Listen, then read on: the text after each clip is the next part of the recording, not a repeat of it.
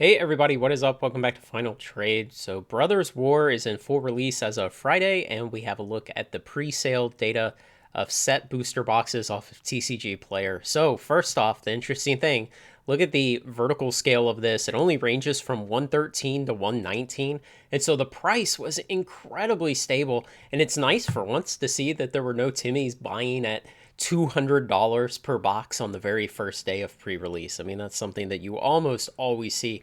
The other nice thing is that this line, I mean, it just kept rising and kept rising, and it actually turned upwards and accelerated here in the last week. And you can see that reflected over here, that these last few days, even though they were jittery by about 20 boxes per day, were consistently higher than the previous 2 weeks before.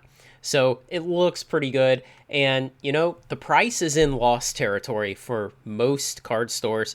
That break-even price is about 125 on a set booster box if they just sell one at a time. So that's still bad, but the fact that throughout the entire pre-release cycle, the price just stayed within this about 113 to 119 range on the 7-day moving average. You know, as I record this right now over the weekend, the price of a Brothers War set booster box is about high 110s. It's about 117, 118 kind of range. So let's go ahead and start adding in some other standard sets here. So adding Dominaria United in, you see that its performance was about the same in terms of cumulative boxes sold over its pre-release period, but it did so at about 8, 10, $15 higher price, just depending on what time period.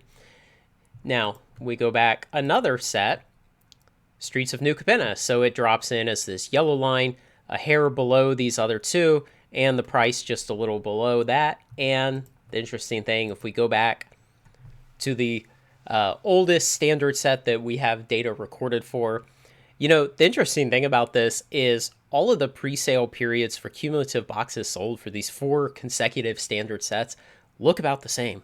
I mean, all of these lines, they line up pretty nicely now out at the ends here. You know, from the lowest one, Streets of New Capenna, to the highest one, is that Kamigawa? It's hard to tell the color.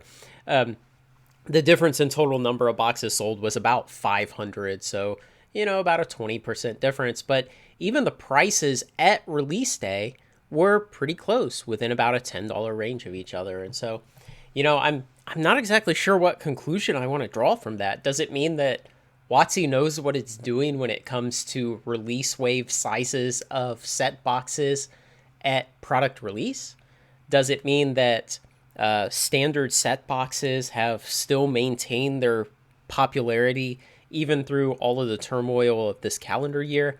It's really hard to understand what to tease out of this, what conclusions to draw, so be careful of that. But it is interesting to see how consistently set boxes are selling at least into release day. Now, if we pull this out to the next 50 days for the 3 out of these 4 sets who have had another 50 days, then we see a bigger divergence. And so we see the difference in box sales between, say, Streets of New Capenna and Kamigawa was about 1,000 by the time we get out here to release plus 50, and the prices had greatly diverged. So, you know, the market had really seen how good these sets are or are not, and how worth chasing the cards they really were. So, you know, a lot can happen from here, even though right now everything looks to be bunched up at this release date marker. So let me know what you think about this. It's interesting to finally have enough of these sets, to have data of them all, to be able to do some interesting comparisons and try to draw some conclusions. So let me know what you guys think. Like, comment, share, and subscribe, and join me on Final Trade. Thanks a lot, everyone.